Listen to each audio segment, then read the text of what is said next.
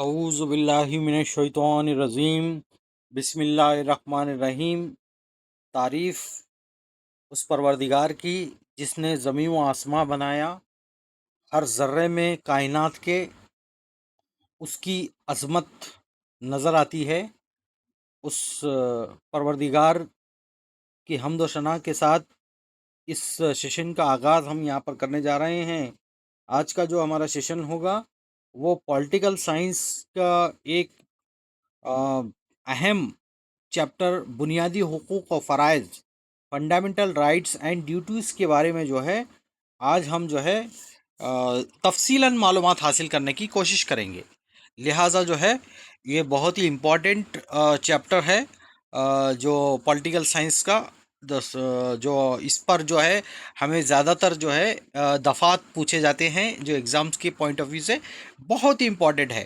तो लिहाजा तमाम से अदबन गुजारिश कि इस चैप्टर को अच्छी तरह से गौर से सुने और समझने की कोशिश करें, और अब जो जो इम्पोर्टेंट सवालात इसमें आते हैं उस पर गौर करें। ठीक है, तो सबसे पहले देखिए बुनियादी हुकूक क्या हैं। इसको देखते हुए कौन कौन से हैं हमारे बुनियादी हुकूक, और बुनियादी हुकूक के दफ़ात कौन कौन से हैं, वो तमाम चीज़ें जो है आज हम इस क्लास में डिस्कस करने जा रहे हैं।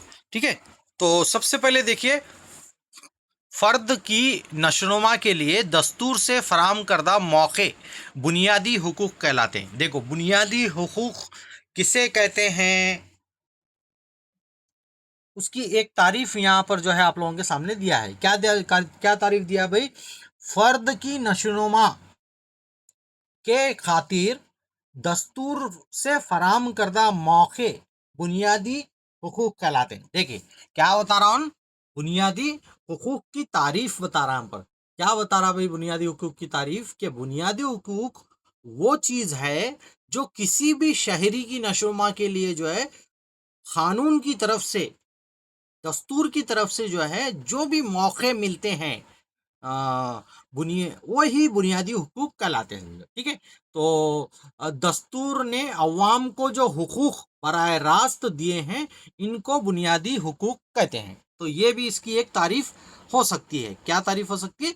यानी दस्तूर ने अवाम को जो हुकूक बराह रास्त डायरेक्ट, जो डायरेक्ट क्या है बोलो तो हमारे को दस्तूर की तरफ से जो डायरेक्ट हमारे को हुकूक मिले हैं, उन हुकूकों को जो है उन जो है बराह रास्त दिए गए जो हुकूक हैं, उन्हीं को हम क्या है बुनियादी हुकूक कह सकते हैं। ठीक है, तो ये चीज़ आप लोग ना ध्यान में रख लेना थोड़ा।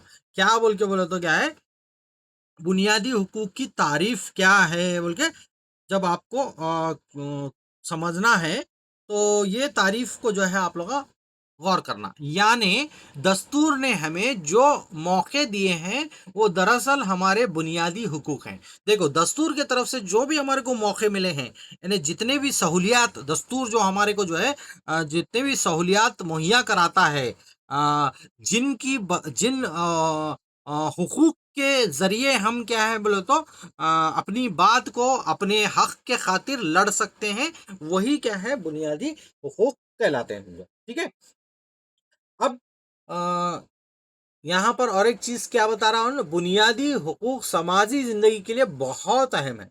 देखो, जो हमारी जो सोशल लाइफ है उसके खातिर जो है ये बुनियादी हुकूक हमारे लिए बहुत ज़्यादा महत्वपूर्ण है, बहुत ज़्यादा इम्पोर्टेंट होते हैं समझो। इन हुकूक की खिलाफ वर्जी कोई भी नहीं कर सकता। देखो, ये बुनियादी फंडामेंटल राइट्स ऐसे होते हैं हमारे, वो हमारा जन्म सिद्ध अधिकार बोलते हैं ना, हाँ, वो होते हैं हमारे। तो ये जो राइट्स हैं, ये जो फंडामेंटल राइट्स हैं, ये हमारा जन्म सिद्ध अधिकार है बोले साहिल। हमारे को हिंदुस्तान में हमारी दस्तूर ने हमें ये हुकूक दिया है कि जो है हमारे चंद एक हुकूक हैं, उनको कोई भी नहीं छीन सकता। चाहे गवर्नमेंट हो, कोई आम आदमी हो, या कोई लीडर हो, कोई भी हो, कोई भी वो उसको ना ना छू सकता है समझो। ठीक है, तो बुनियादी हुकूक के खिलाफ वर्जी कोई भी नहीं कर सकता। हमारे बुनियादी हुकूक की हिफाजत हमारी अदलिया करती है। कौन करती है भाई? हमारे हमारे जो है बुनियादी हुकूक की हिफाजत कौन करती? हमारी अदलिया करती। चाहे वो सुप्रीम कोर्ट हो, चाहे वो हाई कोर्ट हो, कोई भी कोर्ट हो, जलाई कोर्ट है, सेशन कोर्ट, जो भी कोर्ट है, वो तमाम क्या है, हमारे बुनियादी हुकूक जो हैं, कितने हैं बुनियादी हुकूक? पहले 7 थे। जायदाद के हक को हम बुनियादी हुकूक से निकाल कर लीगल राइट्स में शामिल कर दिया गया है। तो अब हमारे पास बचे कितने? 6 हमारे बुनियादी हुकूक हैं। उसकी हिफाजत करना हमारी अदालत का काम है, समझो। ठीक है, तो ये आप लोगों का जानना बेहद जरूरी है।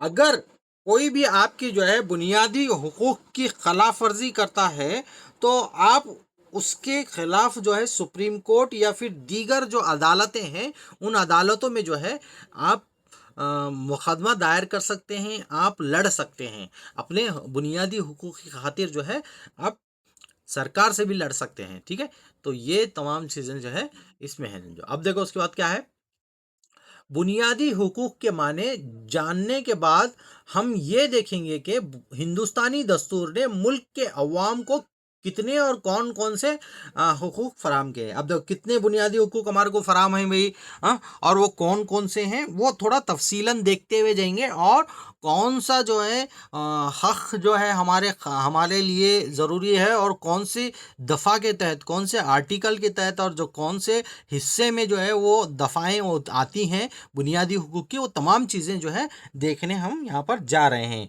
ठीक है, तो इस लिहाज से क्या है बोले तो बुनियादी हुकूक दस्तूर के तीसरे हिस्से में मौजूद है। देखो बुनियादी हुकूक कई में तीसरे हिस्से में मौजूद है। जो हमारे 25 हिस्से हैं, दस्तूर के जो है 25 हिस्से हैं, उसमें जो है हमारा बुनियादी हुकूक जो है कौन से हिस्से में आता है दस्तूर के, वो जो है आपके तीसरे हिस्से में आता है। ये जहन में आप लोग रख लेना।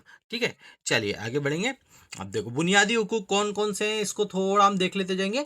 कौन कौन से हैं? 6 हमारे बुनियादी हुकूक हैं। कौन कौन से हैं? पहला है आज़ादी का हक, दूसरी मसावात का हक, तीसरा जो है दस्तूरी हक तलफी का हक जो है।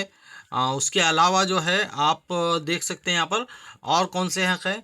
इस्तियाल के ख़िलाफ़ आवाज़ उठाने का हक है, सकाफ़ती और तालीमी हक है, और आपका जो है आखिर में क्या है बोले तो मजहबी आज़ादी का हक है। देखो इतने तरह के हक हमारे को जो है यहाँ पर हासिल है, समझो क्या हासिल है, हुकूक हासिल हैं।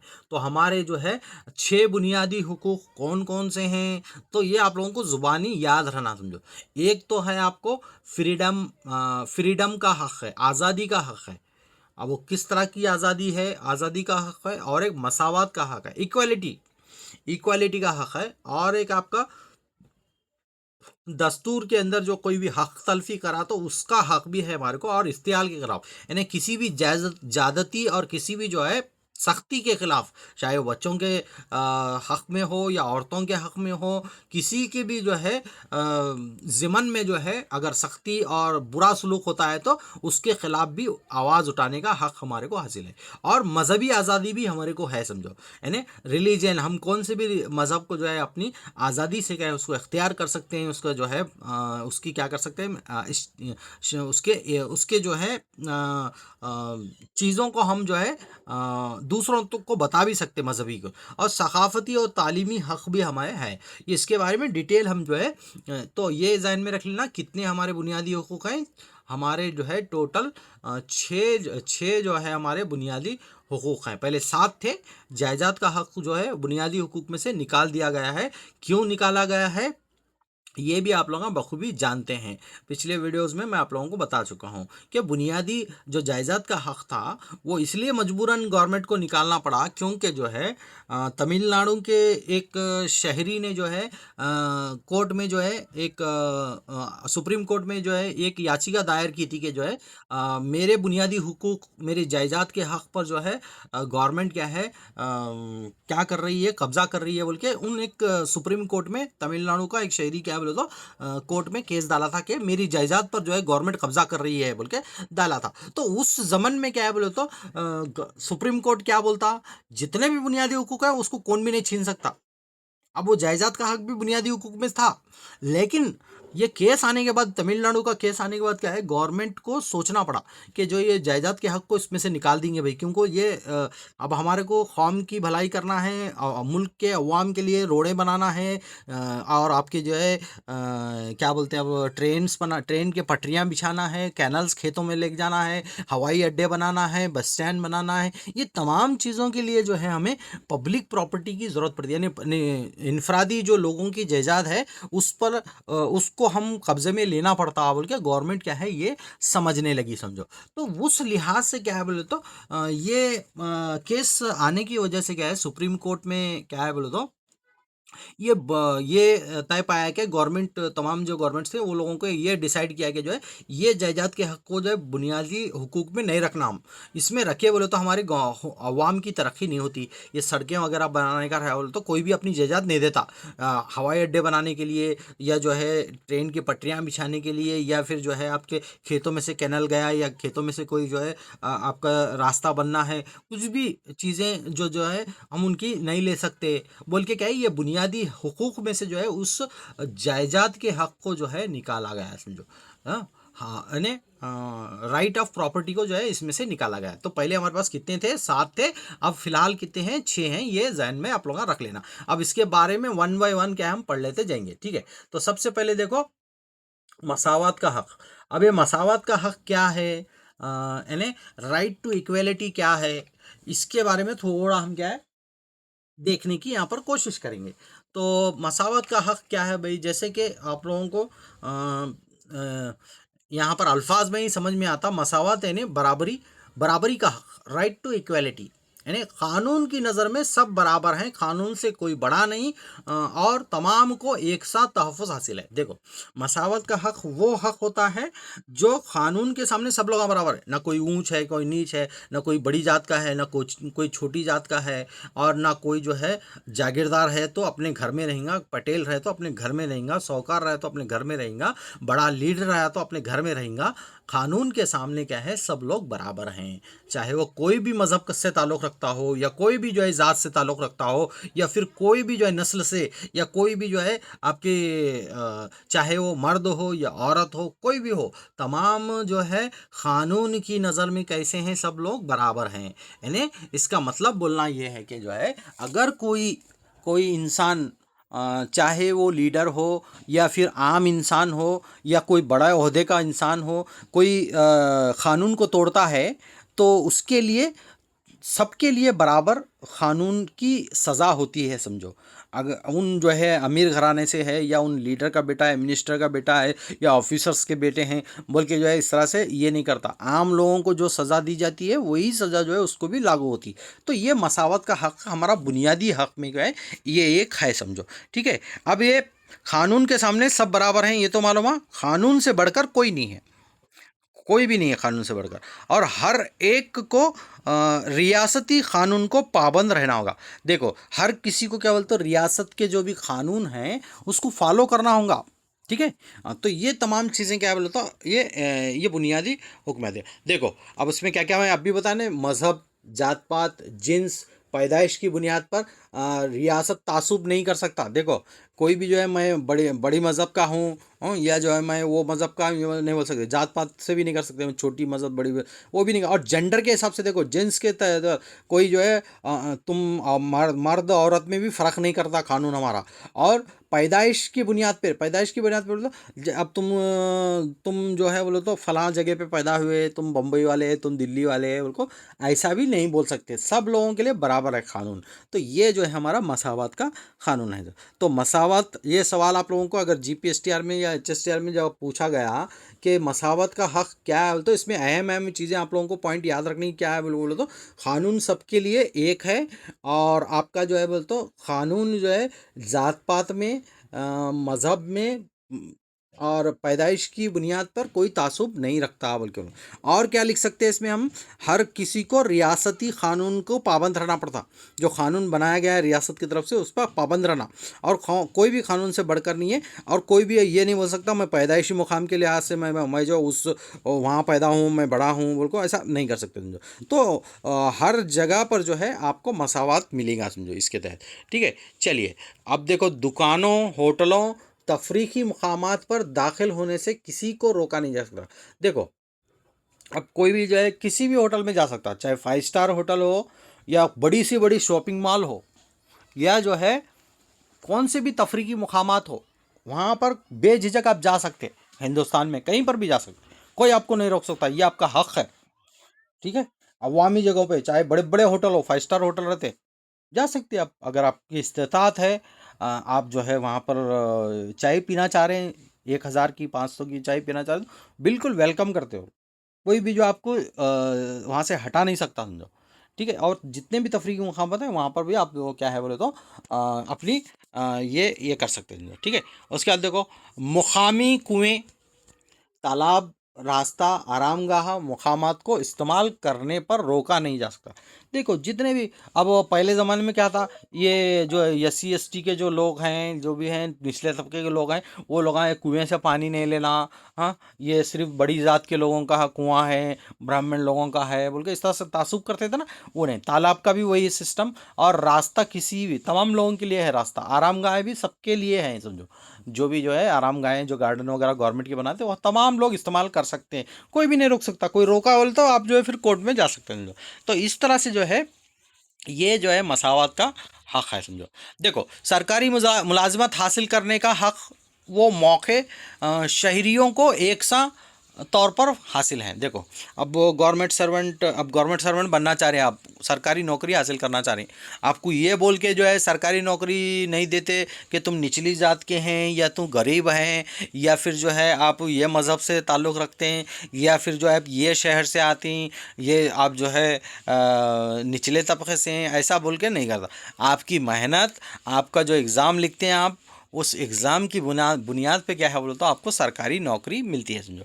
ठीक है, समझ में ये बात। तो आपको जो है इस तरह से देख सकते हैं आप लोग यहाँ, आप लोग आपको जो है पूरा हक है, समझो। यहाँ पर भी आप देख सकते हैं, ये तमाम जगहों पे आपका हक है, समझो। किस पे? ये जो तालाब हैं, आपके कुएं हैं, रास्ते हैं, आरामगाहें हैं, हर जगह आपका हक है, कोई आपको जो है उसमें ये नहीं कर सकता।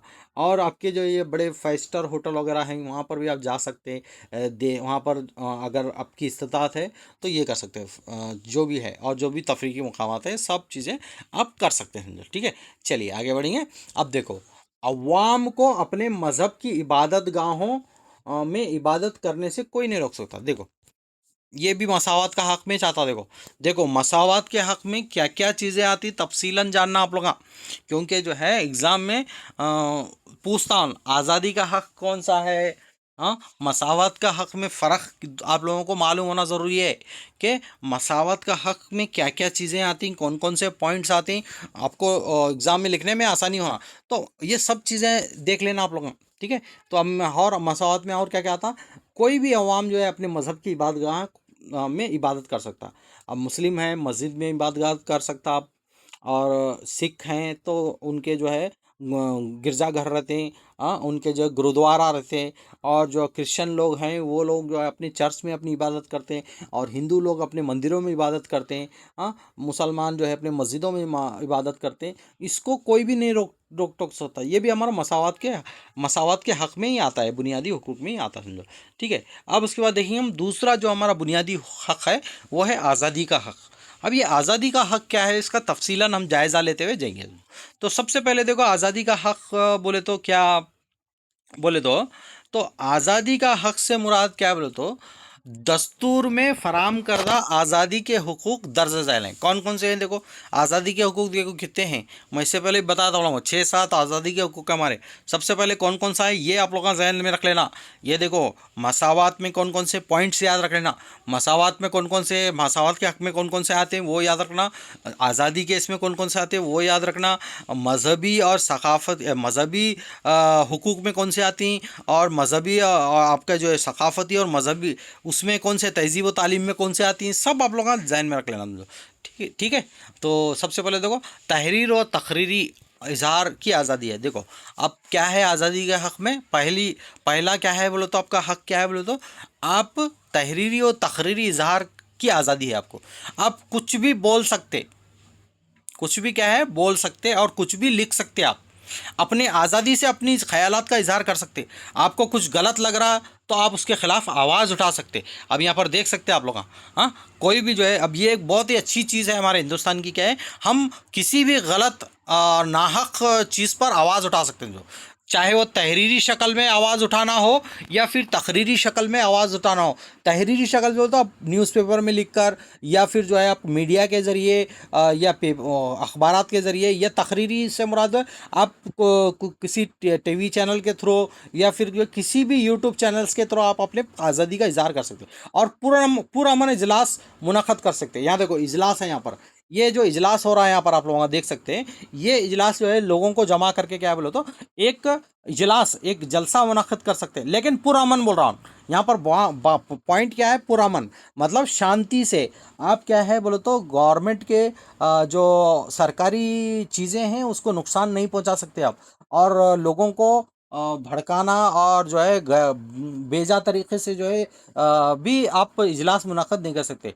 बिल्कुल पुरअमन तरीके से क्या है हम इजलास मुनक़द कर सकते हैं। ठीक है, तो ये हो गया, ये क्या है बोले तो ये कहीं में आता हमारा हमारा जो है आज़ादी के हक़ में आता है। और आज़ादी के हक़ में क्या क्या चीज़ें आती हैं, देखो एक पहला पॉइंट क्या बोले तो लिखना और बोलने की आज़ादी और इजलास की आज़ादी, और एक क्या है अंजुमन या कौमी इदारे कायम करें। अब तुम अपनी एसोसिएशन बना सकते, अब कौमी इदारे भी बना सकते। अब जैसे मदरसा है, ये कौमी इदारा है मदरसा, अब ये भी मंदिर है, मठ है, मठ मंदिर है, ये भी मजहबी क्या है बोले तो इदारा है। तो अपने कौमी इदारे क़ायम कर सकते हैं, अंजुमनें क़ायम कर सकते हैं अपने अपने मज़हब के अलग अलग से।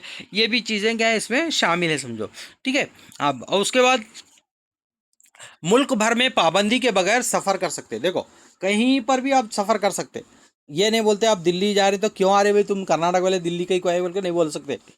हिंदुस्तान के किसी भी इलाके में क़याम कर सकते हैं आप आज़ादी से, कहीं पर भी रह सकते हैं आप जाके, वहाँ जायदाद खरीदो, वहाँ फ्लैट लो, घर बनाओ, रहो, कुछ भी कर सकते हैं। ये तमाम क्या है बोलो तो आपकी आज़ादी के हक़ में आता, कहीं में आता आदेश से। रहने की आज़ादी, बोलने की आज़ादी, लिखने की आज़ादी, और मजलिस को क़याम करने की आज़ादी, और जलसे को मुनक़द करने की आज़ादी, और चलने फिरने, हाँ, पेशा अख्तियार करने, कौन सा भी पेशा अख्तियार कर सकते हैं आप डॉक्टर बनना चाह रहे हैं डॉक्टर बनो, आप टीचर बनना चाह रहे हैं टीचर बनो, जो भी है हर चीज़ से क्या है बोले तो आपकी यहाँ पर क्या होती है बोले तो आपको आज़ादी मिलती, समझो क्या मिलती है, आज़ादी मिलती, समझो। तो ये आज़ादी के लिए अब देखो, और क्या है इसमें दिया, किसी भी मुलाजमत, तिजारत, लेन देन, पेशा इख्तियार कर सकते। आप कोई भी मुलाजमत कर सकते हैं। आप बताने में अभी टीचर बनो, डॉक्टर बनो, इंजीनियर बनो, या फिर जो है वकील बनो, आईएएस ऑफिसर बनो, या लीडर बनो, या फिर जो है किसान बनो, कुछ भी बन सकते, कोई भी पेशा इख्तियार कर सकते। आप बिजनेस करना चाह रहे हैं बिजनेस करो, आप किसानी करना चाह रहे हैं किसानी करो, या फिर जो है आप जो है जो भी करना चाहते हैं आपके दिल में, आपको जो स्किल के हिसाब से आप कर सकते हैं। ठीक है, अब देखो उसके बाद बुनियादी आज़ादी का मतलब क्या है। ये नहीं है कि हर फर्द अपनी मनमानी करे, ये भी नहीं है कि जो है अपनी मनमानी करते कुछ भी बोल रहा है और कुछ भी जो है जलसा कहीं भी मुनाकिद करे। उसके रूल्स एंड रेगुलेशन हुकूमत के होते हैं, शांति से और पुरअमन तरीके से क्या बोलते हो आपको एहतजाज करना होता है। दस्तूर हिंद इस बात की जानकारी देता है कि चंद मौके पर इंसान की इनफरादी आज़ादी पर मुनासिब शराइत लागू होना, चंद एक शराइत रहते हैं वो लागू करते, कुछ भी आप नहीं कर सकते। तकरीरें आज़ादी के हक़ को लेकर हम कोई भी गैर गैर ज़रूरी गलत बात नहीं बोल सकते। देखो अब तकरीरी की आज़ादी है, तुम्हारे को बोलने के लिए तो कुछ भी नहीं बोल सकते तुम, ऐसी चीज़ें नहीं बोल सकते जिससे हमारे मुल्क में जो है अफरा तफरी पहुँचे, फसाद झगड़े हो, ऐसी चीज़ें भड़काऊ भाषण बोलते हैं ना, हाँ वो भड़काऊ भाषण वगैरह नहीं कर सकते। तकरीर कर सकते आप, लेकिन आप ऐसी तकरीर कर सकते जिससे किसी के भी मज़हब को या किसी की मजहबी इदारों को या किसी भी जो है हुकूमत या फिर जो है कौम पर आँच ना आए, ऐसी आप तकरीर कर सकते। देशद्रोही काम नहीं कर सकते आप, या जो है किसी के भी खिलाफ जो है बेजा उस मज़हब के ख़िलाफ़ या उनके ख़िलाफ़ बेजा नहीं बोल सकते। उसके कुछ दायरे हैं, उन दायरे में रह के बात करना पड़ता जिससे दूसरों को ठेस पहुँचे। देखो अपनी तकरीर शामिल नहीं कर सकते। देखो अब तुम क्या है बोले तो किसी की भी इज्जत का खिलवाड़ा नहीं कर सकते। अब बोलने की आज़ादी है बोल के बोले तो आप कुछ भी किसी के भी बारे में नहीं बोल सकते आप। उसके दिल को ठेस, उसकी भी कोई जो है इज्जत होती है।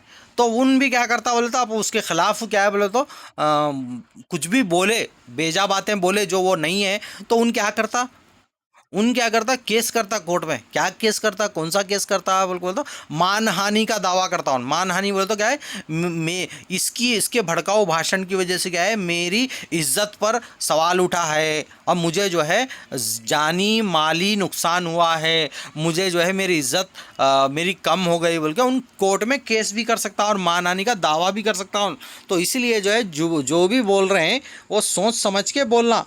हाँ, ये जो ज़ुबान है बगैर हड्डी के, वो इसलिए अल्लाह ताला दिया है कि सोच समझकर और सही वक्त पर इस ज़ुबान का इस्तेमाल करना, क्योंकि ये ज़ुबान एक ऐसी तलवार है जो अच्छे अच्छों की जो है खटिया खड़ी कर देती है। मतलब अच्छे अच्छों के फसाद बर्पा कर सकती, हाँ, या जो है देशों को तबाह कर सकती, हाँ, लोगों के अंदर नाइतफाकी पैदा कर सकती। ये ज़ुबान बहुत ही क्या है बोले तो गंदी, अगर चाहे तो मीठी ज़ुबान से आप दुनिया को एक कर सकते हैं, इत्याद कर सकते हैं, अमन ला सकते हैं। उसी ज़ुबान से आप जो है तबाह व बर्बाद कर सकते।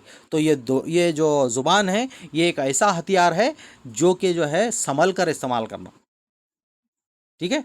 हाँ, तो और ये चीज़ें ध्यान में रखने वाली है। अब हमारा तीसरी जो हमारी बुनियादी हुकूक है उसमें क्या है बोले तो इस्तिहाल, सॉरी, इस्तेहसाल के खिलाफ आवाज़ उठाना। यानी जो भी एक्सप्लॉयटेशन होता, यानी जो गरीबों के साथ, औरतों के साथ, बच्चों के साथ जो भी बुरा व्यवहार होता है या बुरी चीज़ें होती। देखो यहाँ पर अभी छोटे बच्चों के साथ जो है बुरा हो रहा है, इनको क्या है काम करने लगा रहे 14 साल के से कम बच्चों को, या देखो 14 साल से कम बच्चों को काम करने लगा रहे हैं। गरीबों को क्या है, उनको गरीबों से काम लेते हैं, उसको मुआवजा नहीं देते सही तरह से। हाँ, 12 घंटे काम लेकर जो है बिल्कुल कम पैसे देते हैं, ये भी नहीं करना। और गरीबों, बच्चों, कमज़ोरों के ऊपर जो है नाइंसाफ़ी नहीं कर सकते आप। उनके जो है उनके खिलाफ सख्ती नहीं कर सकते। कोई औरत है उसके साथ जो है ज़बरदस्ती आप कुछ भी नहीं कर सकते, या जो है आप जो रेप वगैरह जो भी किस्से होते हैं वो आप नहीं कर सकते, क्योंकि ये इस्तेहाल के खिलाफ आवाज़ उठाने का भी हक आप लोगों को है, समझो। हाँ, ये आप कर सकते। कहीं पर भी आप जब देखेंगे कि गरीबों पे, औरतों पे, बच्चों पे कुछ बुरा हो रहा है तो आपको आवाज़ उठानी लाजमी है, क्योंकि ये दस्तूर आपको जो है इजाज़त देता है कि जो है इस तरह से जो जो लोग इस तरह से मुतासिर हुए हैं उनके ख़िलाफ़ आप आवाज़ उठाएं, समझो।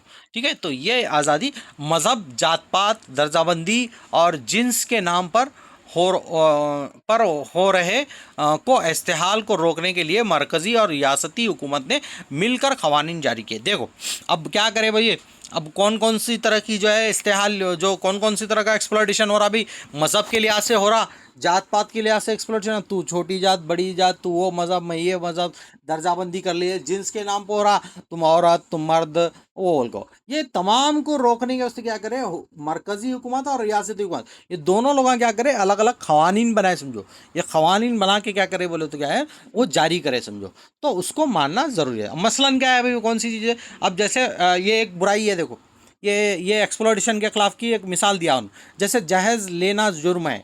हाँ, रिश्ते दिल से जुड़ते हैं पैसों से नहीं, यहाँ पर दिया देखो, रिश्ते दिल से जुड़ते हैं पैसों से नहीं।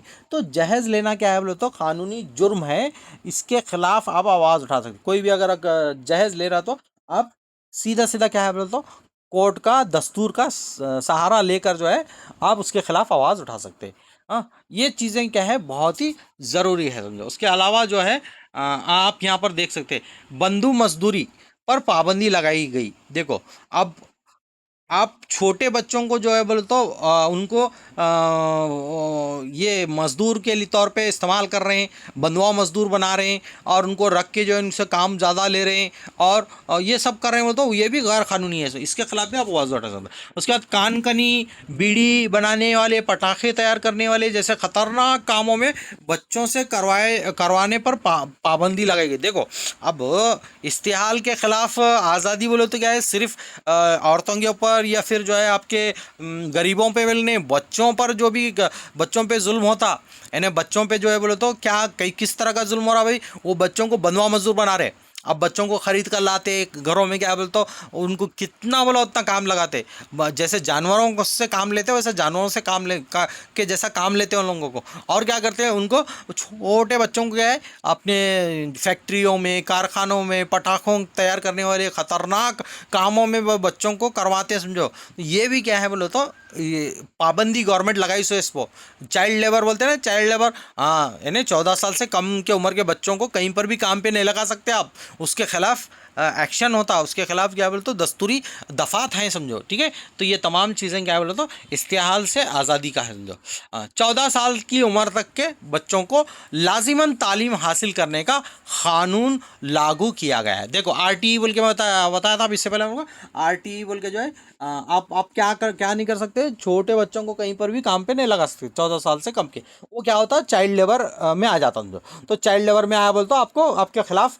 कानूनी कार्रवाई भी होती, ये मत सुनो, सज़ा भी होती। तो उसके ज़िमन में क्या करे बोलते, ये चाइल्ड लेबर को रोकने के वास्ते, ये जो बच्चों की जो बच्चा मजदूरी बोलते हैं ना, बच्चा मजदूरी को रोकने के लिए, बच्चों को मजदूरी से रोकने के लिए क्या करता है, RTE कानून लाए, समझो 2000 ईस्वी में। तो वो RTE कानून क्या बोलता है बोल तो 6 से 14 साल के बच्चों को सबको मुफ्त और लाजमी तालीम देना, यानी 10 तक, SSLC तक जो है बच्चों को मुफ्त तालीम देना कंपलसरी। उसके दौरान में उनको उसको पढ़ने का हक है, बुनियादी हक है वो।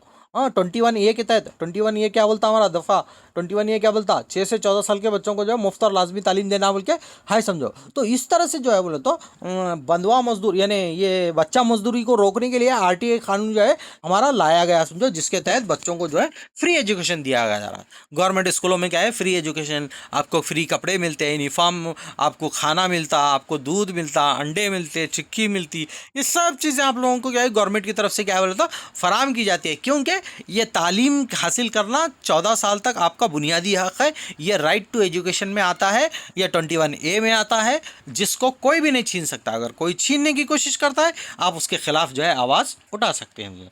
ठीक है, चलिए आगे बढ़ेंगे। अब देखो मजहबी आज़ादी का हक है, अब ये हो गया हमारा इस्तेहाल के खिलाफ जो हो गया। अब मजहबी आज़ादी क्या है, देखो मजहबी आज़ादी बोले तो क्या है, हिंदुस्तान के शहरी को अपना मन पसंद मज़हब इख्तियार करने का और अमल करने की आज़ादी है। देखो अब हमारे को क्या बोलता, हमारे हिंदुस्तान में शहरियों को जो है अपना मनपसंद मज़हब, देखो हम कौन सा भी मज़हब अपना सकते हैं।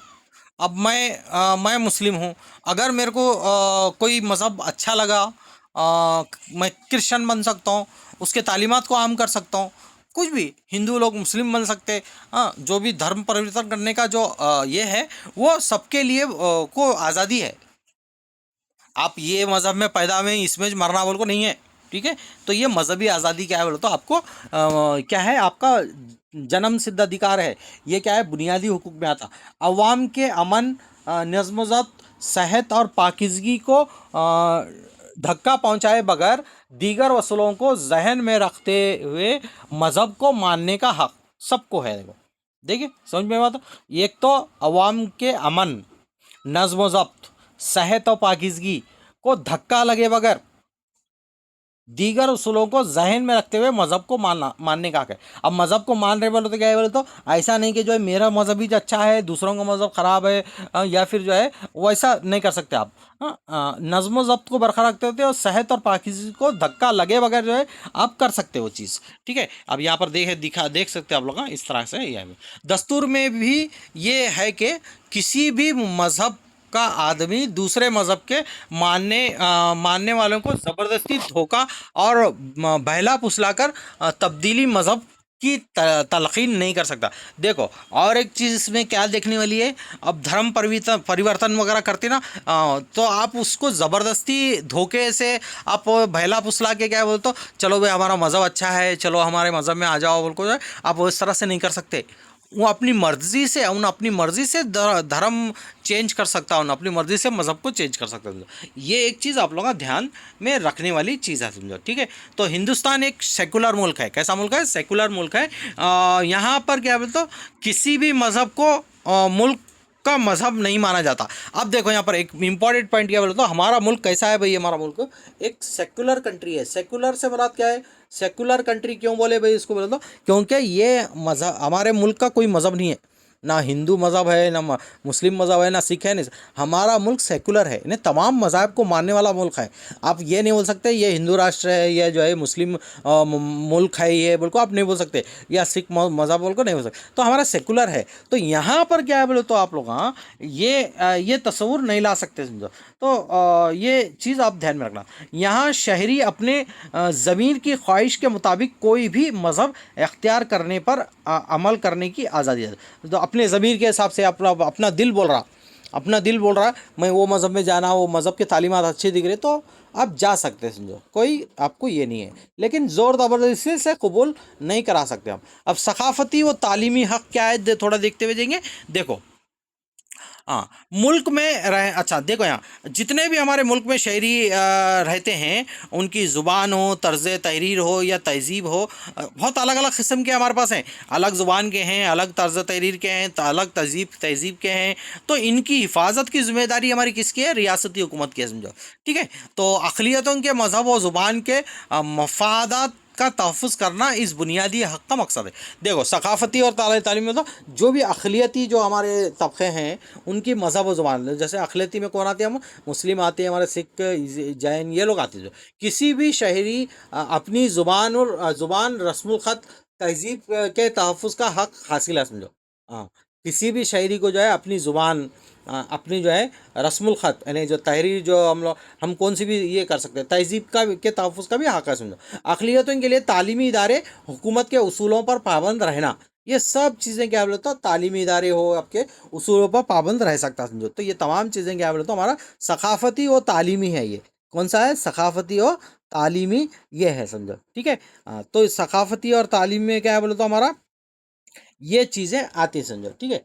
और उसके बाद देखो, दस्तूरी हक़ तलफ़ी, ये भी एक हक़ है। देखो, दस्तूरी हक़ तलफ़ी तसी का हक़ है। किसी शहरी को ये लगे कि किसी के बुनियादी हुकूक की हक़ तलफ़ी हो रही है, तो अदालत जाकर शिकायत कर सकता है। देखो, अब ये हक़ तलफ़ी का क्या है, देखो ये हक़ क्या बोलता भाई, याद रख लो।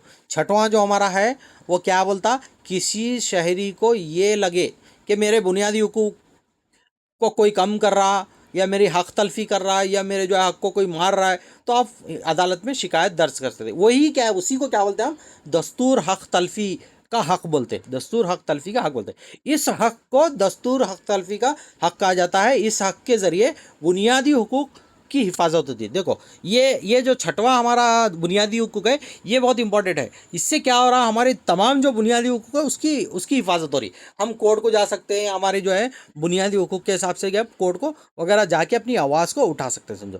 ठीक है। तो ये जो हक़ तलफ़ी का है, ये भी बहुत ही तलाफ़ी, दस्तूर की तलाफ़ी का हक़ भी बोलते हैं इसको। ये जिसकी वजह से क्या बोले तो आ, इसको क्या है, ये देखो, ये वो वेरी इंपॉर्टेंट है। देखो, इसका जिक्र 32 में, दफ़ा नंबर 32 में इसका जिक्र है, समझो। दस्तूर के हक़ तलफ़ी का, यानी दस्तूर की तलाफ़ी का हक़ जो है 32 में है, दफ़ा नंबर। तो वो क्या बोलता, कोई भी आपके बुनियादी हुकूक को कम कर रहा है या हक़ तलफ़ी कर रहा है, तो आप सीधा कोर्ट में दफ़ा नंबर 32 के तहत सुप्रीम कोर्ट जा सकते हैं, दफ़ा नंबर 26 और दफ़ा नंबर 226 के तहत हाई कोर्ट में जा सकते हैं। तो ये तमाम चीज़ें दस्तूर के हक़ तलफ़ी के लिए है। ये इसको हमारे अंबेडकर साहब क्या बोले, ये दस्तूर का दिल और रूह है, बोले। यानी दस्तूर का दिल और रूह किसको बोले, बोल कर तो दस्तूर की हक़ तलफ़ी के हक़ को बोले, वो जो कि 32, दफ़ा नंबर 32 में आता, समझो। ठीक है। तो ये चीज़ें आप लोग जहन में रख लेने वाली बात है, समझो। ठीक है। चलो, अब हम देखेंगे। हाँ, अच्छा, और एक चीज़ देखो यहाँ पर, ये जो हमारा दस्तूर के हक़ तलफ़ी का जो हक़ है, वो क्या है बोले तो, इसको क्या बोलते हैं, और एक चीज़ क्या बोलते हैं बोले तो, ये इसकी वजह से अदालत आज़मा किसको बोलते हैं जी, सुप्रीम कोर्ट। सुप्रीम कोर्ट क्या है बोले तो, इसको क्या बोलता है बोले तो, ये बुनियादी बुनियादी हुकूक हुकूक का मुहाफिज है, बोलते हैं इसको। बुनियादी हुकूक का मुहाफिज बोलते हैं इसको। देखो, जो ये छठवां जो बुनियादी हक हमारा, इसको क्या बोलते हैं, ये बुनियादी हुकूक का मुहाफिज बोलते हैं इसको। इसको हमारे अम्बेडकर साहब क्या बोलते, तो दस्तूर की रूह और दिल बोले इसको। ये हक को दस्तूर की रूह और दिल बोले, क्योंकि इसी के तहत क्या हम कोर्ट में हमारे हक को ले सकते। ठीक है, चलिए अब बुनियादी फ़राइज़ के बारे में देखिए। जो बुनियादी फ़राइज़ है हमारे, वो कौन कौन से हैं, वो क्या क्या हैं, वो थोड़ा देखते हैं। अब बुनियादी फ़राइज़ बोले तो जो हमारे फंडामेंटल ड्यूटीज़ हैं वो कौन कौन से हैं देखते हुए जाएंगे। 11 हैं देखो। अब हमारे बुनियादी है, हमारे ये कितने हैं, हमारे बुनियादी हुकूक कितने हैं, 6 हैं। और हमारे बुनियादी फ़राइज़ कितने हैं, 11 हैं। याद रख लेना। देखो कौन कौन से हैं बुनियादी हुकूक और फ़राइज़ में, एक ही सिक्के के दो पहलू हैं। देखो देखो फंडामेंटल राइट्स और फंडामेंटल ड्यूटीज़ दोनों एक ही सिक्के के दो पहलू हैं समझो। फ़र्ज़ करो कि फ़र्ज़ है मुराद शहरी को अपने मुल्क के लिए अंजाम देने जाने वाली जिम्मेदारियां हैं ये। अगर अवाम अपने बुनियादी फ़राइज़ को खुशी से अदा करे तो यकीनन मुल्क की तरक्की। अगर कोई भी अपने बुनियादी फ़राइज़ जो ड्यूटीज़ हैं सही तरह से अगर करा उन बोले तो वो उससे क्या है मुल्क की तरक्की होती। और उस अगर नहीं करा तो वो मुल्क की तरक्की नहीं होती समझो। अब वो कौन कौन से हैं बुनियादी फ़राइज़, वो देखना हम लोग। अब यहाँ पर देख सकते हैं। अब ये वो हमारा जो है यहाँ पर तस्वीर में भी दिखाया है हम लोग। ठीक है, तो सबसे पहला देखो क्या है भाई, पहला हमारी पहली ड्यूटी क्या है, हमारा पहला फ़र्ज़ क्या है भाई, दस्तूर के कौमी परचम, कौमी गीत का एहतराम करना। जो भी कौमी परचम है, हाँ, झंडे की जो है इज्जत करना, झंडे को नीचे गिरने नहीं, तिरंगे को नीचे गिरने नहीं देना। हाँ, क्योंकि वो हमारी शान है, पूरे दुनिया में हमारी शान है वो झंडा, हमारी पहचान है। हाँ, हमारी ये है समझो। तो और कौमी गीत का एहतराम करना, कौमी गीत का जो राष्ट्रगीत है हमारा जन गण मन, वो अगर कभी भी पढ़ा जा रहा है तो हम ठहरना, जहाँ पर भी बैठे हुए हैं या कुछ भी काम कर रहे हैं तो ठहर कर उसकी रेस्पेक्ट करना है ना। कौमी गीत की जो है रेस्पेक्ट करना क्या है बोलते हो, ये भी हमारा फ़र्ज़ है। तो पहला फ़र्ज़ हो गया है, ये क्या हो गया हमारा पहला फ़र्ज़, बुनियादी फ़र्ज़ में पहला फ़र्ज़। अब दूसरा फ़र्ज़ क्या है, आज़ादी की जद्दोजहद के अजीम मकासद और नज़रियात पर अमल करना।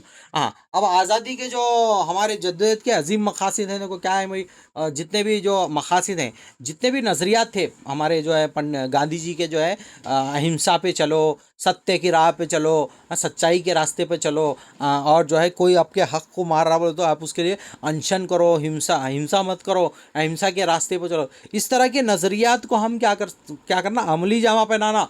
हाँ, जो हमारे बड़े बुजुर्ग बोल के गए लीडर लोग। हाँ, अब जैसे हमारे गांधी जी क्या बोलते थे, हाँ, ना बुरा सुनो, ना बुरा देखो, ना बुरा कहो। हाँ, कोई आपको जो है एक थप्पड़ मारा तो दूसरा गाला सामने करना, तो उन शर्मिंदा होकर क्या बोलता आपसे, ये हो जाता समझो। तो आप बोलने का मतलब क्या है बोलते हो, जो नज़रियात हैं हमारे पुराने लीडरों के, उनको अपनाना समझो हम। जैसे कि जो है गोल्डन रूल बोलते हैं, हमें क्या बोलते हैं बोलो, कोई आपसे नफरत कर रहा बोले तो आप उसका जवाब मोहब्बत से दो बोलो। आखिरकार उसको मोहब्बत की जीत होती समझो, नफरत की नहीं। कोई आपसे जलन हसद कर रहा है तो आप उसे जलन हसद मत करो, आप भी मत करो। आप भी उसके जैसे मत बनो। हाँ, कीचड़ में पत्थर मारने से कीचड़ खुद आपके जिस्म पर उसके दाग बढ़ जाते। तो इसलिए जो है नफरत का जवाब मोहब्बत से दो बोल के ये पैगाम यहाँ पर दिया गया है समझो। जब दे तीसरी ड्यूटी क्या है हमारी, हिंदुस्तान की इत्तेहाद और सालिमत को बरकरार रखना। देखो वेरी वेरी इंपॉर्टेंट है। देखो ये आप लोगों को GPSTR में सवाल पूछते हैं कि हमारे बुनियादी फ़राइज़ कौन कौन से हैं, बयान करो बोले तो ये पॉइंट्स लिखना आप लोग, ये पॉइंट्स लिखना, इसके बारे में डिटेल लिखना। ठीक है, तो ये फ़राइज़ आप लोगों ने याद रखना, हिंदुस्तान की इत्तेहाद और सालिमत को बरकरार रखना। इन्हें हिंदुस्तान की जो एकता है हमारी, हिंदू मुस्लिम सिख ईसाई आपस में है भाई भाई, ये चीज़ को बरकरार रखना, झगड़े नहीं करना।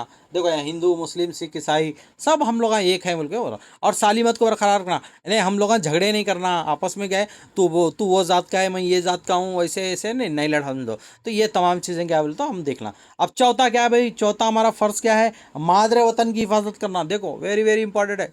हुब्बुल वतनी का जज्बा ना हमारे इस्लाम में भी बोलता, इस्लाम भी क्या बोलता बोलता, अपने वतन से मोहब्बत करो बोल के बोलता। पेट्रोटिज्म बोलते ना, पेट्रोटिज्म यानी अपने मुल्क से मोहब्बत करो। हाँ, अब जो मिट्टी में आप पैदा हुए हैं, जिस धरती पर आप पैदा हुए हैं, उस धरती की हिफाजत करना आपका फ़र्ज़ है। तो ये भी एक फ़र्ज़ है आपका। आप किसी भी तरह से आप चाहे आप फौज में जाके करना बोल को नहीं है, आप यहाँ पर रह के आम एक शहरी बन के भी अपने वतन की हिफाजत करते। कोई भी जो है अपने वतन के ख़िलाफ़ बोल रहा है तो वहाँ पर आप आवाज़ उठा सकते हैं। हाँ, तो उसको बरकरार रखना हमारा काम है समझो। ठीक है, अब चौथा देखो क्या है, हम सब हिंदुस्तानी एक हैं के जज्बे को फ़रोग देना। देखो हम सब अनेकता में एकता बोलते हैं ना, अनेकता में यानी हम तमाम मज़हब के, अलग अलग मज़हब के, लेकिन सब हम एक है। ये तसव्वुर आना ज़रूरी है। ये पांचवा क्या है फ़र्ज़ है हमारा।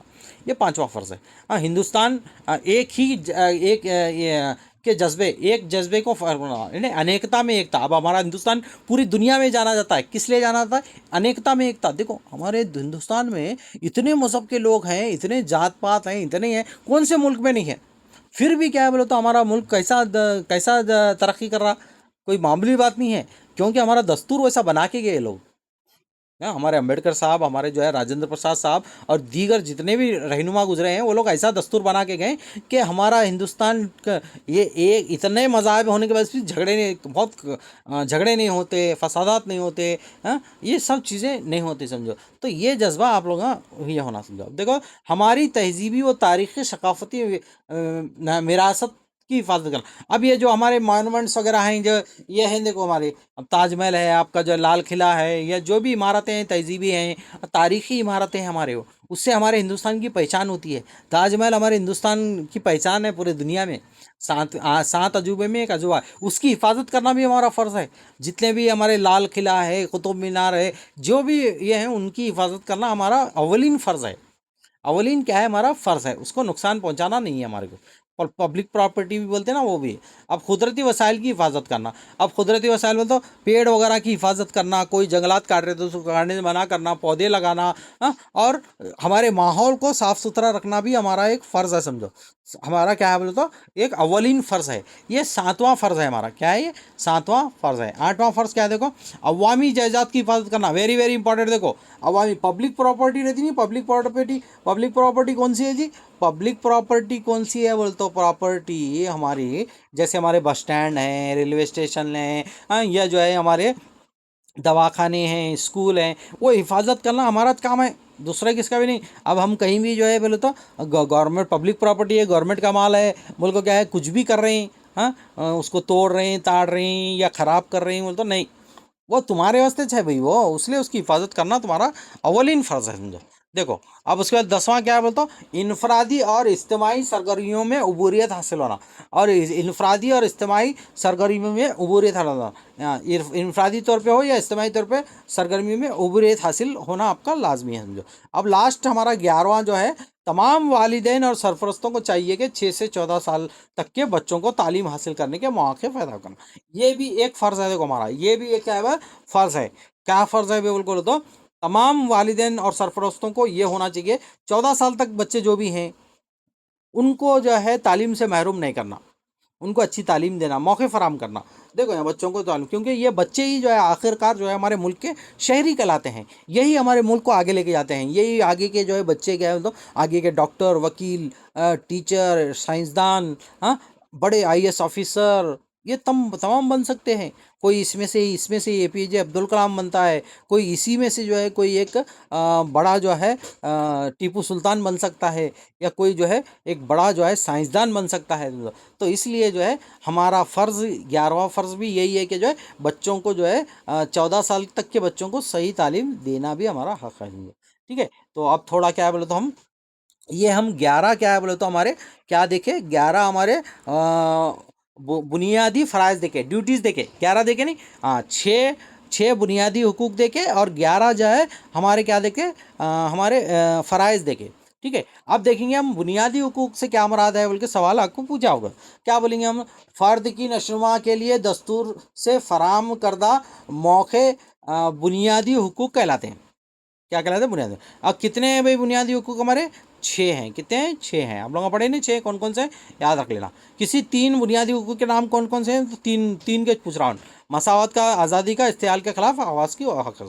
ठीक है, अब उसके बाद देखो, अब यहाँ पर क्या बोले तो हम और एक चीज़ इसमें, अब यही चैप्टर में क्या बोले तो हम चंद और एक चीज़ें देखेंगे। क्या चीज़ देखेंगे बोल के बोले तो हम यहाँ पर अब इसी टॉपिक पे क्या है बोले तो हम बुनियादी हुकूक पर कौन कौन से जो है हमारे दफ़ात मौजूद हैं, वो थोड़ा देखते हुए जाएंगे हम, ठीक है। तो बुनियादी जो हुकूक है हमारे, वो हुकूक के बारे में जो है थोड़ा हम क्या है यहाँ पर देखते हुए जाएंगे, उनके दफ़ात के बारे में देखेंगे। हाँ, उनके आर्टिकल कौन कौन से हैं बुनियादी हुकूक के, जो 6 बुनियादी हुकूक हैं, उनके आर्टिकलों को थोड़ा देखते हुए जाएंगे, क्योंकि वेरी वेरी इंपॉर्टेंट एग्जाम में पूछे जाना यही इसी पर आता, समझो एग्जाम में क्या है इसी पर आप लोगों को क्या है बोले तो पूछा जाता है, समझो। तो इसलिए जो है आप लोगों को ये जानना बहुत ज़रूरी है, समझो, ठीक है। चलो अब हम देखेंगे सबसे पहले बुनियादी हुकूक। दस्तूरी हिंद के तहत शहरियों को हुकूक हासिल हैं बुनियादी, हिस्सा सुवम में है ये। 12 से 35 तक क्या है बोलता हमारे बुनियादी हुकूक हैं। कितने हैं हमारे बुनियादी हुकूक? 12 से 35 तक हैं, समझो, ठीक है। समझ में ये बात? अब ये बुनियादी हुकूक कौन कौन से हैं, 12 क्या बोलता, 13 क्या बोलता, ये सब हम देखते हुए देंगे, ठीक है। ये बहुत इंपॉर्टेंट है, ये हमारे को इसके एग्जाम में पूछे जाने वाले हैं ये चीज़। बुनियादी हुकूक को दस्तूर के हिस्सा सुवम में रखा गया है। ये याद रखो, हिस्सा अव्वल में क्या है बोलते हो 4 आर्टिकल आते हैं, 1 2 3 4, ठीक है। हिस्सा दुवम हम यहाँ हिस्सा सुवम की बात कर रहे हैं। हमारे कितने हैं टोटल हिस्से? 25 हिस्से हैं नहीं। हाँ, 25 हिस्सों में सुवम हिस्से में क्या बोले तो ये आते, समझो कौन से आते? बुनियादी हुकूक के दफात आते, 12 से 35 तक हैं ये। अब ये जो बुनियादी हुकूक हैं, ये फंडामेंटल राइट्स हैं, ये कहाँ से लिए गए भाई? ये कौन से दस्तूर से लिए गए? मतलब अमेरिका का दस्तूर है हमारा, very very important, Magna carta, very very important Magna carta, याद रख लो, लिख लो, जहन में बिठा लो, एग्जाम में पूछता है। हमारे दस्तूर के जो बुनियादी हुकूक हैं वो कहाँ से आए बोल के बोलता है मैग्ना कार्टा बोल के। हमारे जो अमेरिका का जो दस्तूर है, अमेरिका की दस्तूर को क्या बोलते हैं जी? बिल ऑफ राइट्स बोलते हैं। क्या बोलते हैं? बिल ऑफ राइट्स बोलते हैं। तो वो बिल ऑफ राइट्स अमेरिका का जो दस्तूर है, उस दस्तूर के अंदर जो है बुनियादी हुकूक मैग्ना कार्टा के नाम से जाने जाते थे। वो मैग्ना कार्टा के हिसाब से हमारे बुनियादी हुकूक बनाए, समझो। तो very very important question exam point of view से, हमारे बुनियादी हुकूक फंडामेंटल राइट्स कौन से देश से लिए गए हैं, कौन से मुल्क से लिए गए? तो अमेरिका बोलना। और अमेरिका का कौन सा दस्तूर? Bill of rights. अमेरिका का कौन सा दस्तूर? Bill of rights. और अमेरिका के जो है बिल ऑफ राइट्स के कौन से सेक्शन से लिए हो? तो मैग्ना कार्टा। तो बुनियादी हुकूक को वहाँ मैग्ना कार्टा बोलते। हाँ, वो जो है अमेरिकी दस्तूर में मैग्ना कार्टा बोलते हैं। तो ये दस्तूर के इस हिस्से को कहाँ से लिया गया है बोलो तो अमेरिका के दस्तूर के बिल ऑफ राइट से, मैग्ना कार्टा से लिया गया है। दिमाग में डाल लो ये बात, वेरी वेरी इंपॉर्टेंट, बहुत बार पूछ चुका है मैग्ना कार्टा, बहुत सारे कॉम्पिटिटिव एग्जाम्स में पूछ चुका है, आप लोग जहन में रख लेना, ठीक है। चलिए आगे बढ़ेंगे। अब जायदाद का हक देखेंगे हम। देखो अब कितने हक थे हमारे? 6 थे नहीं, 6 में 7वां हक हक का जायदाद, हक का था जायदाद, वो क्या है बोले तो बुनियादी हक से निकाल दिए। निकाल को क्या करे बोले तो उसको लीगल राइट में डाले, ठीक है। तो हक जायदाद 44वीं तरमीम करे। देखो वेरी वेरी इंपॉर्टेंट, याद रख लेना, जो प्रॉपर्टी का जो हक है हमारा, वो कौन से तरमीम के तहत तरमीम करे? इसमें बोले तो 44वीं तरमीम करे।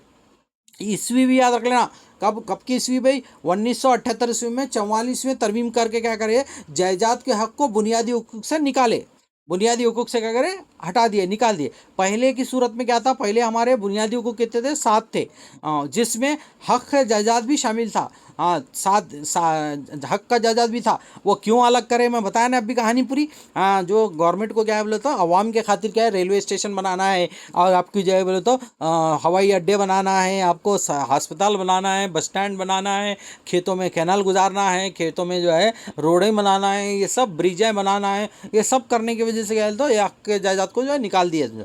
अब मौजूदा हैसियत क्या है इसकी? हक के जायदाद की देखो, वेरी वेरी इंपॉर्टेंट, ये दफ़ा 301 के तहत कानूनी लीगल राइट्स में चले गया है।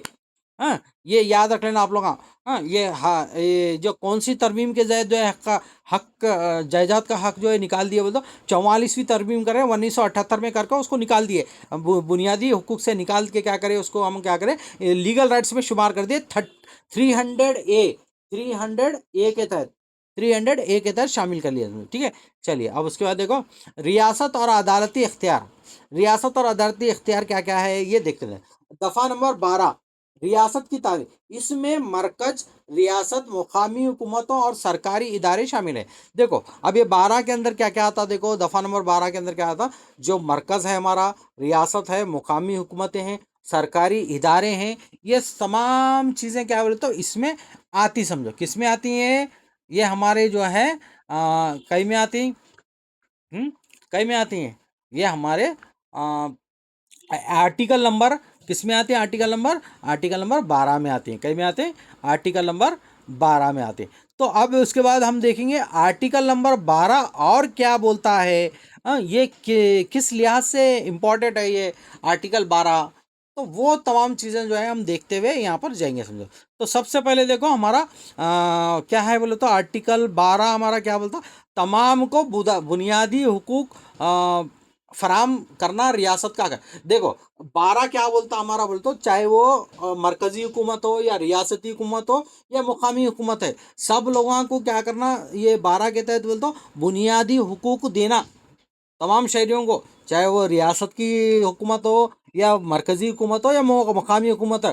तमाम लोग क्या करना बोले तो क्या है, तमाम हुकूमत क्या करना, ये जो 6 बुनियादी हुकूक है हमारे फंडामेंटल राइट्स है उसको देने का सरकार का क्या है बोले तो सरकार देने का फ़र्ज़ है उनको, सरकार का फ़र्ज़ है ये। तो ये 12 बोलता, क्या बोलता है 12 यही बोलता। 13 क्या बोलता, बुनियादी हुकूक को कम करने या ख़त्म करने का इख्तियार किसी को भी नहीं है।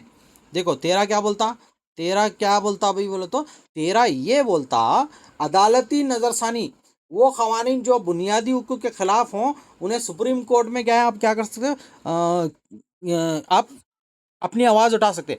कोई भी तुम्हारे बुनियादी हुकूक को कम कर रहा, समझो ख़त्म कर रहा, तो हम फौरी क्या बोलते, अब तुम कोर्ट को जा सकते। किसके तहत जा सकते?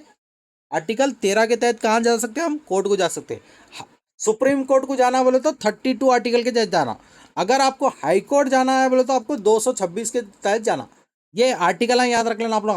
213 क्या बोलता, 212 क्या बोलता, 212 क्या बोलता, तमाम गवर्नमेंट को जो है बुनियादी हुकूक की देना फ़र्ज़ है उनका। और 13 क्या बोलता बोले तो, अगर कोई तुम्हारे बुनियादी हुकूक की हक तलफी कर रहा तो आप क्या है, सुप्रीम कोर्ट में 32 आर्टिकल 32 के तहत जा सकते, और हाई कोर्ट में आप जो है 226 और 26 के तहत जो है जा सकते, कोर्ट में अपनी बात रख सकते कि हमारे बुनियादी हुकूक को जो है मारा जा रहा है, हमारे बुनियादी हुकूक को ख़त्म किया जा रहा है, तो आप तमाम जो मेरी हिफाजत करो बोलते हो, कोर्ट आपकी हिफाजत करता है बुनियादी हुकूक से। ठीक है, चलिए अब आगे बढ़ेंगे। अब देखो मसावत का हक। अब मसावत का हक में कौन कौन से आर्टिकल आते हैं भाई? मसावत के हक में 4 आर्टिकल आते हैं, 14 से 18 तक, 14 से 18 तक। अब देखेंगे मसावत के हक कौन कौन से हैं। सबसे पहला हक देखो 14 मसावत के हक में 14 क्या बोलता है देखो, कानून के सामने सब बराबर हैं, इक्वलिटी बिफोर लॉ, कोई बड़ा नहीं कोई कानून सबके लिए एक है।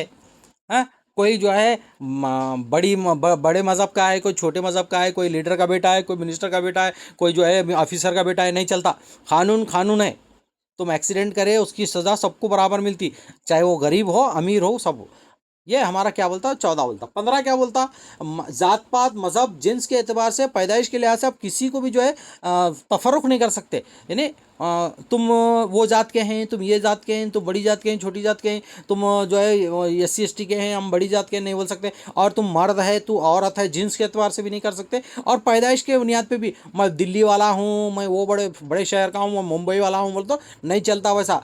15 के तहत बोले सब लोग बराबर हैं। 16 क्या बोलता आप को बोलो तो, 16 हमारा क्या बोलता, 16 क्या बोलता, मुल्क की सरकारी मुलाजिमत में तमाम शहरियों को मसावी हक है।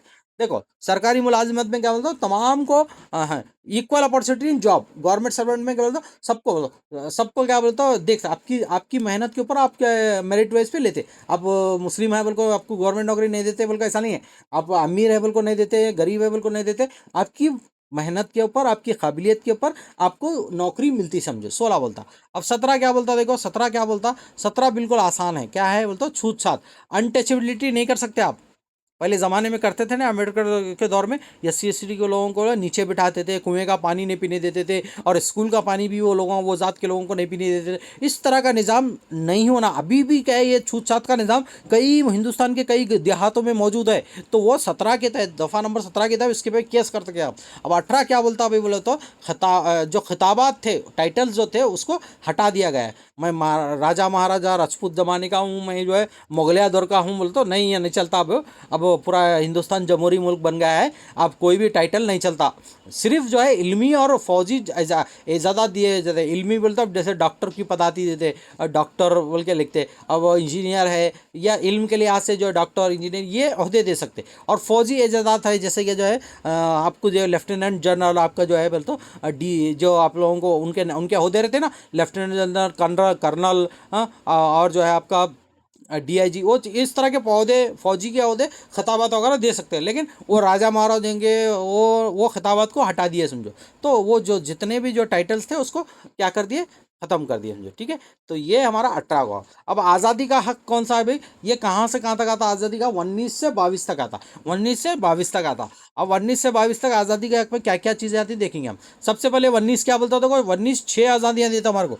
देखो 19 वेरी वेरी इंपॉर्टेंट है। देखो 19 में क्या क्या आज़ादियाँ मिलती है हमारे को, हमारे इज़ारे राह और तकरीर की आज़ादी है हमारे को, कुछ भी हम बोल सकते, कुछ भी तकरीर कर सकते, हम लिख सकते, बोल सकते आज़ादी से, लेकिन किसी को नुकसान पहुँचाए बगैर, बगैर हथियार के पुरअमन इस्तेमाल कर सकते हैं। अब जो है सब लोगों को जमा कर सकते हैं, जमा करके अपनी बात को बोल सकते हैं, लेकिन शांति से, कोई झगड़ा नहीं, तंटे नहीं, फसाद नहीं, भड़काऊ भाषण नहीं करना। अंजुमन या यूनियन भी बना सकते हैं आप, एसोसिएशन बना सकते हैं। अपनी कौम के खातिर जो है एसोसिएशन बना के क्या है बोले तो अपनी बात को लोगों के सामने रख सकते हैं। फिर पूरे मुल्क में घूमने फिरने की आपको आज़ादी है। देखो 19 कितने दे रहा, देखो 6 देता, 6 आज़ादियाँ देता, कितने देता, 6 आज़ादी देता है। 19 क्या देता है, 6 आज़ादियाँ हमारे को देते हैं। इज़हार इज्तिमा कर सकते हैं आज़ादी से, यूनियन बना सकते और पूरे मुल्क में घूम फिर सकते। मुल्क के किसी भी हिस्से में रहने की आज़ादी आपको है समझो, कहीं पर भी जा सकते। जम्मू कश्मीर में रहना चाहते रहो, जाओ बिल्कुल। आप दिल्ली में रहना चाहते दिल्ली में रहो, जायदाद खरीदो, रहो, कुछ भी कर सकते। किसी भी पेशे या कारोबार की आज़ादी आपको है समझो, कोई भी पेशा हो। आप इंजीनियर बनना चाह रहे इंजीनियर बनो, ताजिर बनना चाह रहे ताजिर बनो, बिजनेस करना चाह रहे बिजनेस करो, कोई भी कारोबार करना चाह रहे, कोई आपको रोक टोक नहीं है, कुछ भी नहीं है। ठीक है, तो ये हमारा 19वां। अब उसके बाद 20वां क्या बोलता, एक ही जुर्म की एक ही सज़ा। 20वां क्या बोलता, एक जुर्म की एक ही सज़ा। अगर कोई आप जुर्म करे हैं तो वो जुर्म की एक ही सज़ा मिलती है आपको। ठीक है, अब देखो 21वां क्या बोलता, हक है ज़िंदगी। 21वां दफ़ा आर्टिकल क्या बोलता, ये लाइफ के बारे में है, ये कहीं के बारे में, ज़िंदगी के बारे में है क्या। हर शहरी को इज्जत के साथ जीने और हाँ, परवरिश और सेहत का हक है। देखो देखो हर किसी को इज्जत के साथ ज़िंदगी गुजारे, कोई भी जो है अपने हिसाब से ज़िंदगी गुजार सकता, उन अपनी हिसाब से अपनी लाइफ गुजार सकता समझो। आज़ादी ये ज़िंदगी की आज़ादी है। और इनफरादी पर्सनल लिबर्टी है, आज़ादी से आप कुछ भी क्या बोले तो किसी भी मज़हब के लोग से भी शादी कर सकते, या कोई मज़हब को अपना सकते, या हर चीज़ की आज़ादी आपको ज़िंदगी का हक देता। और इसमें 21 ये आता समझो, इसमें तरमीम करे, कब करे, 2002 में क्या तरमीम करे, 86वीं तरमीम करके क्या करे, 21 ये वेरी वेरी इंपॉर्टेंट, आरटीई बोलते हैं इसको, आरटीई। आरटीई के तहत क्या हो गया बोलते हो, 6 से 14 साल के बच्चों को क्या बोलते हो, मुफ्त और लाजमी तालीम देना। जो हमारा चाइल्ड लेबर था उसके खिलाफ ये लाए समझो, ये तरमीम कर को लाए समझो, क्या करे सर, तरमीम कर को लाए। अब इस्तेहाल के खिलाफ हक के दफात कौन कौन से हैं बोल के बोले तो आप यहाँ देखते हैं। इस्तेहाल के खिलाफ 23 है, क्या इंसानों की खरीद और फरोख्त नहीं कर सकते आप, जबरी तौर पे उसको मुकम्मल तौर पे बेगरी पर मुकम्मल पाबंदी नहीं लगा सकते आप। ठीक है, तो आप उसको किसी भी को भी कहे बगैर ज़रूरी तौर पे बंधुआ मजदूर बना को बिठाए, या उनके खिलाफ जो है उनको लेबर बना के मजदूर बना के रखे, नहीं कर सकते आप उसको। तो ये आपका 23वां बोल रहा, कौन सा बोल रहा, 23वां बोल रहा। ठीक है, 23वां क्या बोल रहा, इंसान के साथ बुरा सलूक आप नहीं कर सकते। और औरतों, बच्चों और उस पर ज़्यादती के खिलाफ कानून है समझो ये। और 24 क्या बोलता, 24 जो है आपका चाइल्ड लेबर के बारे में। देखो 24 क्या है, 14 साल से कम उम्र के बच्चों को क्या है, फैक्ट्रियों में, कारखानों में, कहीं पर भी आप जो है चाइल्ड लेबर, बच्चा मजदूरी का नहीं कर सकते। तो ये हमारा 24 क्या है, चाइल्ड लेबर के बारे में, चाइल्ड लेबर एक्ट है ये। कौन सा है, चाइल्ड लेबर एक्ट बोलते हैं इसको। ठीक है, चलिए आगे बढ़ेंगे। अब देखो उसके बाद मजहबी और सकाफती हुकूक कौन से हैं। अब मजहबी हुकूक में, मजहबी हुकूक 25 से 28 तक है। हर शहर को अपने मज़हब को अपनाने, इस पर अमल करने और इसके तबलीग करने की आज़ादी है। और हर शहरी को क्या है, अपने मज़हब खुद अपने इस्लाम को बढ़ाने का आपको हक है। सकाफती हुकूक क्या है बोले तो ये 25 से हटाए थे। अब 29-30 क्या बोलता हमारा अक़लियतों के लिए है, उनके रस्मों का जो अक़लियत माइनॉरिटी है उनकी हिफाजत के लिए है। और तालीमी इदारे खोल सकते हैं, अक़लियतों को अपने तालीमी इदारे कायम करने का और ये करने का ये है, समझो इसमें क्या है, इसमें प्रोविज़न दिया गया है। अब उसके बाद देखो 32वां जो है वेरी वेरी इंपॉर्टेंट, 32वें दफ़ा को क्या बोलते हैं हम, दस्तूर का दिल या रूह कहते हैं। आइन चाराजोई का हक बोलते हैं, मतलब दस्तूर का दिल और रूह किसको बोलते हैं बोल के सवाल पूछता हूँ। ये 32 बोलना, ये बहुत ही इंपॉर्टेंट आर्टिकल है। डॉक्टर भीमराव अम्बेडकर ने 32 को दस्तूर की रूह करार दिया। बुनियादी हुकूक के तहफ़्फ़ुज़ के लिए सुप्रीम कोर्ट में रिट दायर कर सकते हैं। देखो अगर कोई भी तुम्हारे खिलाफ तुम्हारे बुनियादी हुकूक को ख़त्म कर रहा तो आप 32 के तहत सीधा सुप्रीम कोर्ट जा सकते हैं, 32 आर्टिकल के तहत जा सकते हैं, और हाई कोर्ट में जाना हो तो 226 के तहत जा सकते हैं। तो ये आप लोगों का जहन में रख लेना तुम तो। अब ये जो बुनियादी हुकूक है वो कब उस पर कंट्रोल होता है बोले तो एमरजेंसी की हालत पे। देखो एमरजेंसी की सूरत में क्या बोलता आपका 358, देखो 358 जो इमरजेंसी है नहीं, हाँ, इसके तहत हुकूक को सस्पेंड कर सकते। लेकिन इसमें भी क्या है, 20-21 को हाथ नहीं लगा सकते अगर इमरजेंसी आ गई। इमरजेंसी किसको बोलते मालूम है आप लोगों को, मैं बताया था इससे पहले। इमरजेंसी अलग अलग तरह की रहती, समझो 3 किस्म की इमरजेंसी रहती। हाँ, जो हमारे इंदिरा गांधी मोहतरमा थी उन्होंने क्या बोलते 1975 ईस्वी में जो है इमरजेंसी लाए थे। अब उसमें क्या बोलते पूरे हुकूक छीन लेते जब, तो वैसी सूरत में इमरजेंसी की सूरत में क्या बोलते 358 दफ़ा के तहत क्या बोलते आपके जो है तमाम बुनियादी हुकूक ख़त्म कर सकते हैं, लेकिन 20-21 को हाथ नहीं लगा सकते। 20-21 को हाथ नहीं लगाता। 20-21 क्या बोलता बच्चों को जो है बोले तो 6 से 14 साल के बच्चों को मुफ्त और लाजमी तालीम देना बोल गया है। तो ये दो हुकूक को कोई भी हाथ नहीं लगा, इमरजेंसी की सूरत में भी हाथ नहीं लगा सकते तुम लोग, ठीक है। हाँ, तो ये तमाम चीज़ें क्या है बोले तो हमारे ये आज का जो है ये पूरा हमारा क्या हो गया, ये हमारे बुनियादी हुकूक पर बुनियादी हुकूक हमारे कौन कौन से हैं और उसके दफ़ात कौन कौन से हैं, उसके दफ़ात के बारे में भी क्या हम गए पूरा मुकम्मल तफसील तौर पे क्या है पढ़े हम कि कौन कौन से दफ़ात हैं। हाँ, कौन से दफ़ात के तहत किस तरह से जो है हमारे को क्या है बोले तो आज़ादी मिलती। हाँ, हमारा हक क्या क्या है ये सब देखें हम क्या बोले तो पूरी चीज़ें यहाँ पर क्या बोले तो देखने की तफसीलन देखने की कोशिश करें। तो उम्मीद है आप तमाम जो है को ये सेशन पसंद आया होगा।